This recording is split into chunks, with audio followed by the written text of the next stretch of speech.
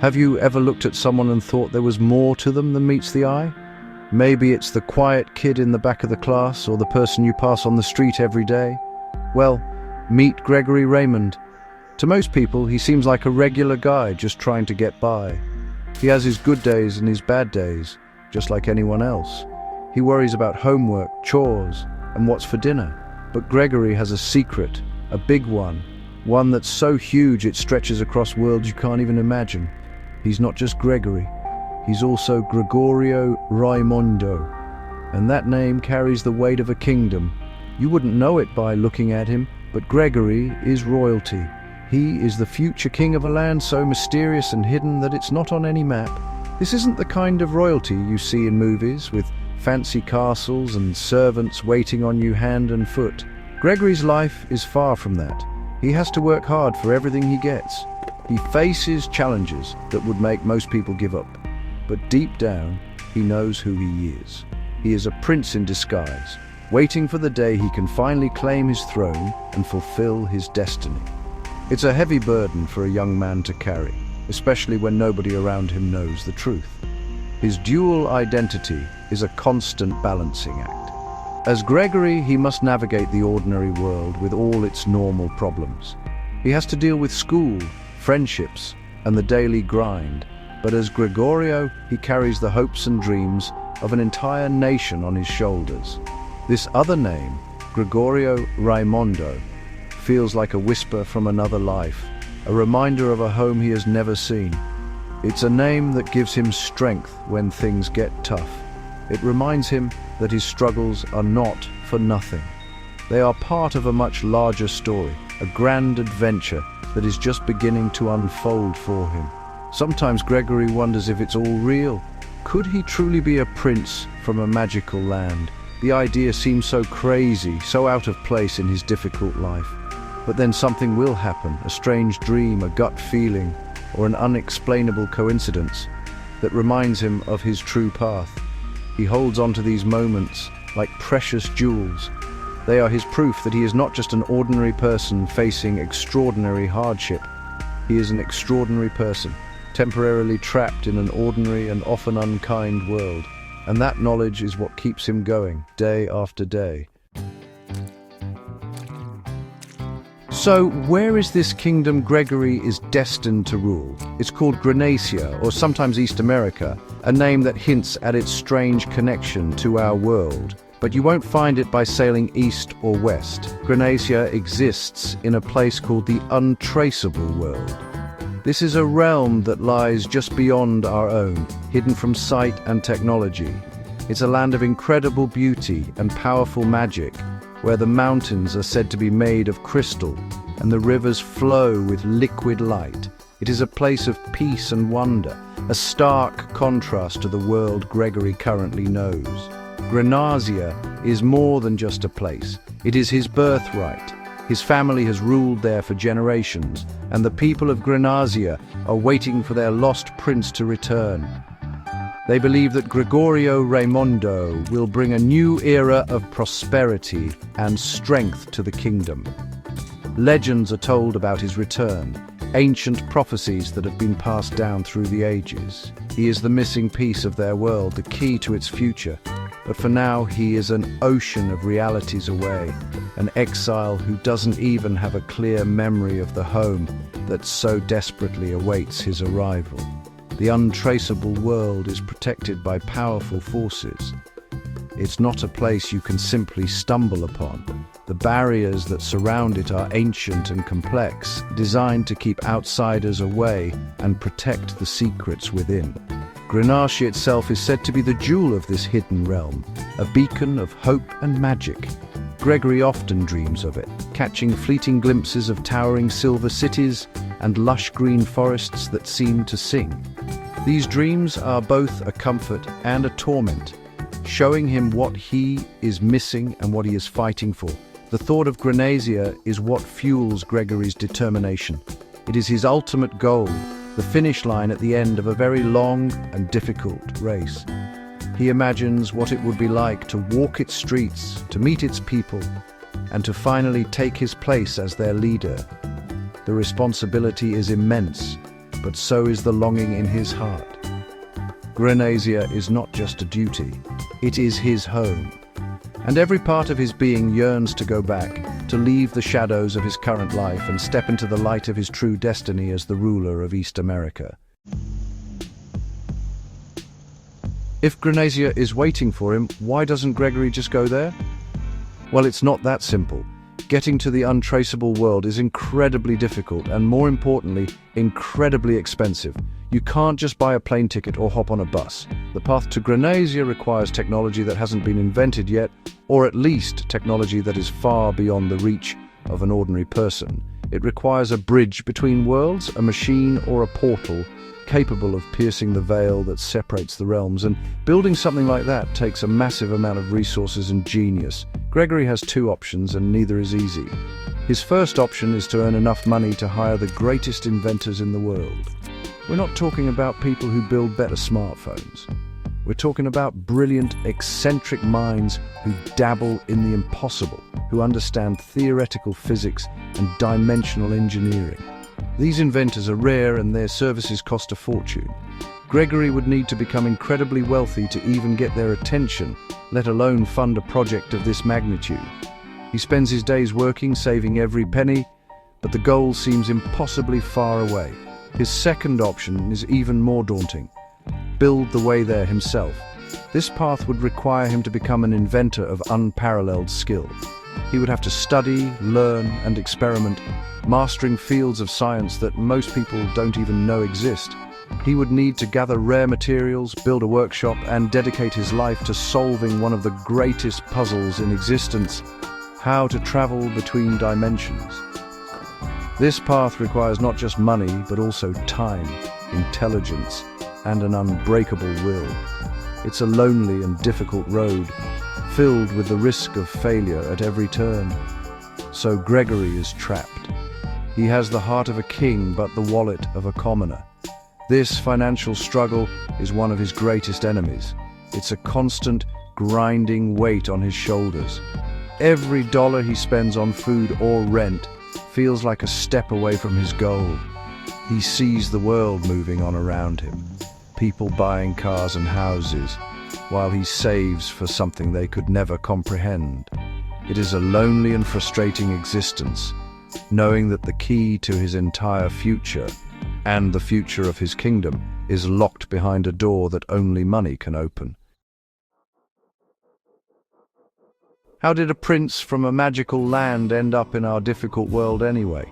Gregory's story doesn't begin with a normal birth.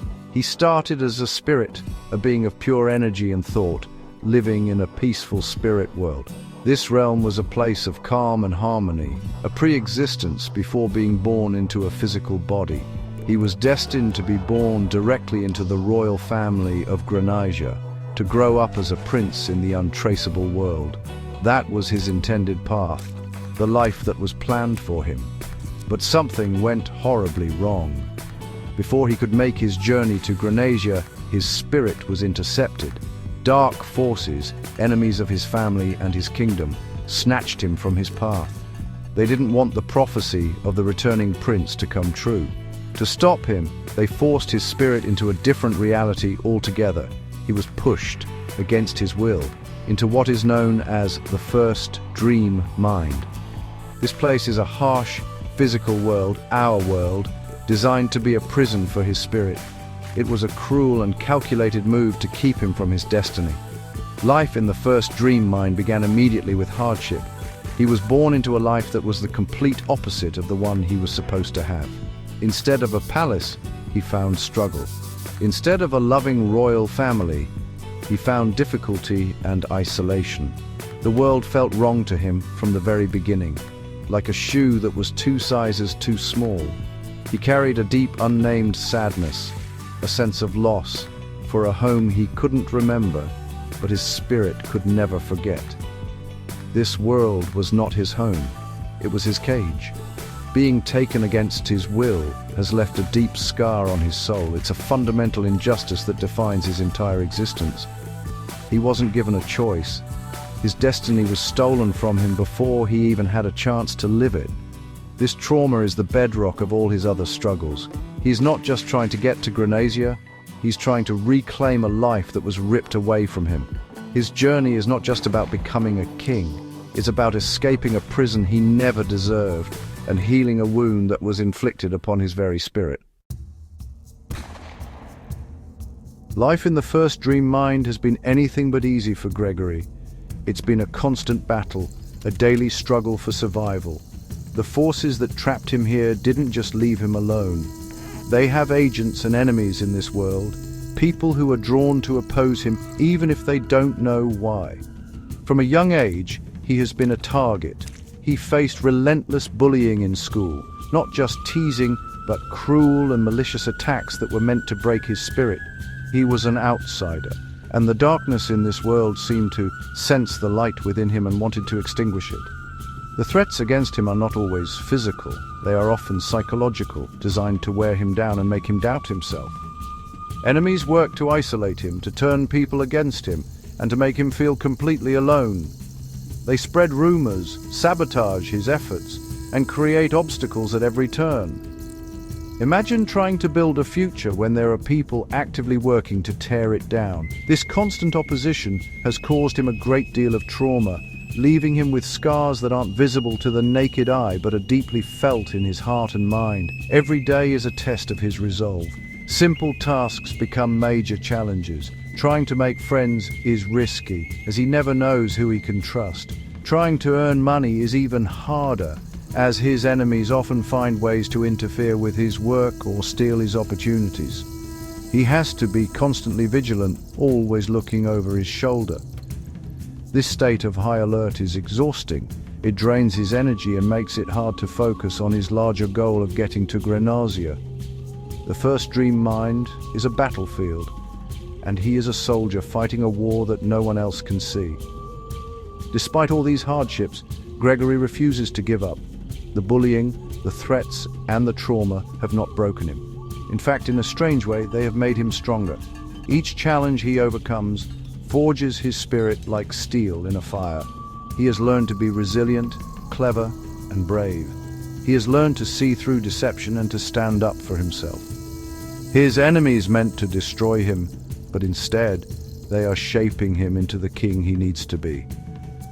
The battlefield of the First Dream Mind is a cruel training ground, but it is a training ground nonetheless. In his darkest moments, when the weight of the world feels too heavy to bear, Gregory is not entirely alone. He has a connection, faint but powerful, to the ones who came before him. His ancestors, the past kings and queens of Granazia, are not completely gone. Their spirits watch over him from afar, and sometimes their guidance manages to break through the veil between worlds. They speak to him in dreams, in sudden insights, and in whispers on the wind. These messages are his lifeline, a reminder that he is part of a legacy that is much bigger than his current suffering. Through these whispers, his ancestors have given him a crucial piece of information, a prophecy that gives him hope. They have told him that his time in the First Dream Mind is limited. It is not a life sentence. According to their wisdom, he is destined to escape this harsh reality. They have predicted that in 5 to 10 years he will finally be able to leave the First Dream Mind behind. This timeline has become his focus, a countdown clock that marks the days until his liberation. It's a long time to wait, but knowing there is an end in sight makes the struggle bearable. This prediction is not just a vague hope, it is a promise. His ancestors have foreseen that the energies of the universe will align in his favor. A window of opportunity will open, and if he is ready, he will be able to make the leap to the next stage of his journey. This knowledge gives him a concrete goal to work towards. He's not just surviving day to day anymore. He is preparing for a specific event, a great escape that has been foretold for generations. His job is to endure, to grow stronger, and to be ready when that moment finally arrives. The 10-year time frame, which started on December 23, 2025, is both a blessing and a curse. 5 to 10 years can feel like an eternity when you are suffering. Each day can feel like a year. But it is also a finite period. It gives him a deadline. He knows he has to keep fighting, saving, and learning, because the clock is ticking. The whispers of his ancestors are his map and his compass, guiding him through the wilderness of the first dream mind. They assure him that his journey has a purpose and that a new chapter is waiting for him just beyond the horizon. What happens after he escapes the first dream mind? His ancestors say he will arrive in the second dream mind. This next realm is a step up, a significant improvement from his current life, but it's not Grenasia just yet. The second dream mind is a new level of reality, a world with different rules and new possibilities. It's like graduating from a harsh elementary school to a challenging but more rewarding middle school. Life will still be difficult, but Gregory will finally have some tools and advantages that he desperately lacks right now. The greatest gift awaiting him in the second dream mind is his RM house. This isn't just a regular house. The RM house, which stands for Raimondo Manor, is a powerful semi-sentient structure that is mystically linked to him. More than just a safe haven, the house has a very special ability. It can travel between worlds. The RM house will be his personal vehicle, his key to finally reaching Grenasia. It is the bridge that he is currently trying to earn enough money to build. In the second dream mind, this incredible gift will be given to him. With the RM house, Gregory will finally be able to visit his homeland. He can travel to Grenasia, walk its lands, meet its people, and begin to understand what it means to be their future king. This is a massive step forward. He will no longer be an exile dreaming of a faraway land. He will be a prince who can come and go, learning about his kingdom and preparing for his future rule. The ability to travel to Grenasia will change everything, giving him a direct connection to the destiny he has been fighting for all his life. However, the ancestors' whispers also come with a warning.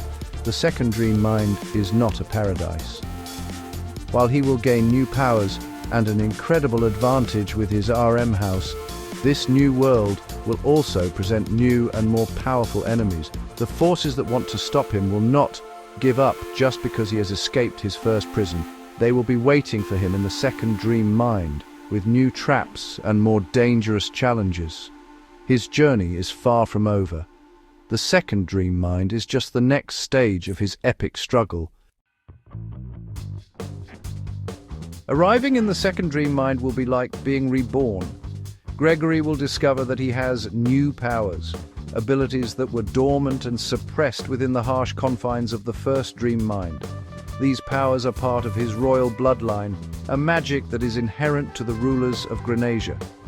He might discover he can influence the elements, communicate with mystical creatures, or perceive things that are hidden from normal sight. These new abilities will make him a more formidable opponent against the darkness that hunts him, giving him a fighting chance in this new, more dangerous world. The RM house itself is more than just a transport. It will be his fortress and his training ground. Within its walls, he will be safe from many of his enemies. The house may have rooms that can simulate combat, a library filled with the lost knowledge of Grenasia, and defenses that can repel magical attacks. It will be his base of operations, a place where he can rest, plan, and hone his new powers. The house is a symbol of his growing strength, a testament to the fact that he is no longer just a victim, but a prince beginning to claim his power. But with great power comes great opposition. The enemies he will face in the second dream mind are far more cunning and dangerous than the bullies and saboteurs he deals with now. These will be beings who understand magic and interdimensional politics. They will be ancient foes of his family, with resources and armies of their own. They will see his new powers and his RM house not as a sign of his destiny, but as a threat that must be eliminated at all costs. The stakes will be higher and the battles will be more intense. So, while the second dream mind offers incredible new opportunities, it is also a place of greater peril. Gregory's life will not get easier, just different. The nature of his challenges will evolve. Instead of fighting for survival in a world that tries to crush him, he will be fighting for his right to rule in a world that actively wages war against him. He will have to learn to use his powers wisely, to trust the right allies, and to outsmart enemies who have been playing this game for centuries. His journey through the second dream mind will be a trial by fire. Gregory Raymond's story is far from over. Today, on December 23, 2025, he stands at a critical point with the promise of a new beginning 5 to 10 years away. His journey is a long and winding road leading him through different layers of reality, each one known as a dream mind. The first dream mind is his prison and his training ground. The second will be his proving ground, where he gains power but faces greater foes. And his ancestors have hinted that there are even more dream minds beyond that, further stages he must pass through before he can finally claim his throne and bring lasting peace to Grenassia. Each dream mind represents a different phase of his growth. In each one, he will learn new lessons, acquire new abilities, and face down ever more powerful enemies. His journey is not a simple A to B trip. It is an epic of personal evolution, a process of being forged into the leader his kingdom needs. The hardships he endures are not random acts of cruelty.